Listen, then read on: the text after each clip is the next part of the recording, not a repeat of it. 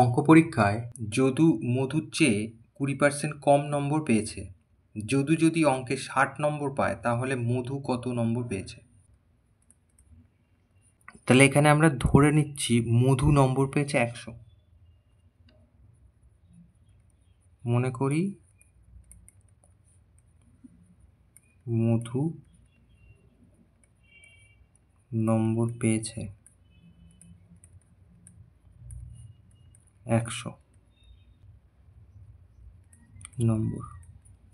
তাহলে 20% কম নম্বর পেয়েছে যদু। তাহলে অতএব যদু নম্বর পেয়েছে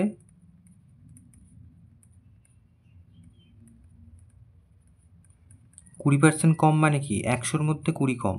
তাহলে এ যদি 100 পায় তাহলে এ 20 কম, তার মানে পেয়েছে 80।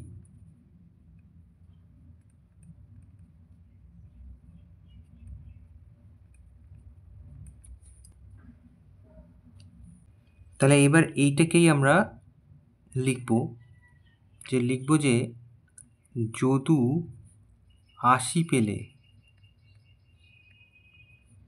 মধু পায় 100।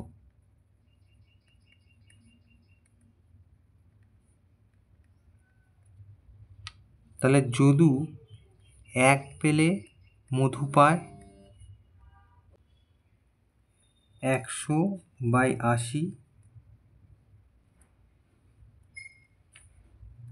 তাহলে অতএব যদু 60 পেয়েছে, মধু পায় 100 গুণ 60 তলায় 80। এটা কেটে দিই, 3 দুগুণে 6, 4 দুগুণে 8, 4 একে 4, 4 25, 100। তাহলে 75। তাহলে মধুর নম্বর ছিল 75। অতএব মধু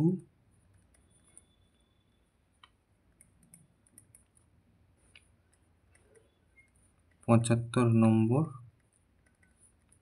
পেয়েছে। এটা উত্তর।